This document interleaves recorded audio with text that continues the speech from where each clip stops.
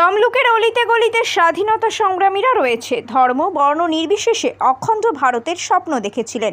বিজেপির যে ভারতবর্ষের স্বপ্ন দেখাচ্ছে সেই ভারতবর্ষের স্বপ্ন দেখেননি। তমলুকের হাসপাতাল মোড়ে ইফতার মজলিসে যোগ দিয়ে বলেন তমলুক লোকসভা কেন্দ্রের প্রার্থী। তমলুক লোকসভা কেন্দ্রের 3 দলের 3 প্রার্থী প্রচার শুরু করেছিলেন বিভিন্ন মন্দিরে পুজো দিয়ে। এবার ইফতার মজলিস ছাড়লেন তমলুক লোকসভা কেন্দ্রের তৃণমূল প্রার্থী দেবাংশু ভট্টাচার্য। তমলুকের হাসপাতাল মোড়ে ইফতার মজলিসে যোগ দেন। সঙ্গে ছিলেন প্রাক্তন মন্ত্রী তথা তমলুকের বিধায়ক সৌমেন কুমার মহাপাত্র। তিনি বলেন, পূর্ব মেদিনীপুর জেলার তমলুকে অলিতে গলিতে স্বাধীনতা সংগ্রামীরা রয়েছেন।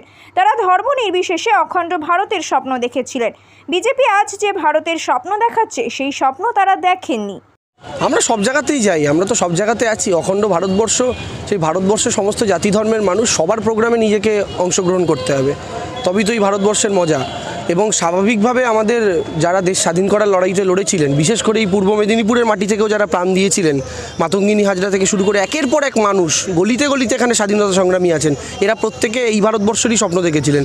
বিজেপি যে ভারতবর্ষ আজকে আমাদের দেখাচ্ছে সেই ভারতবর্ষের স্বপ্ন দেখেননি। ঠিক আছে, থ্যাংক ইউ।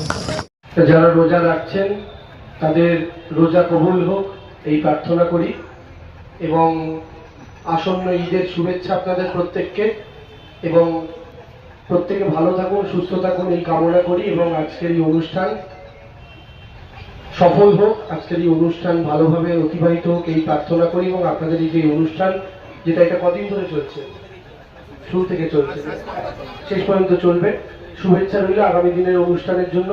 খুব ভালো থাকবেন, ধন্যবাদ।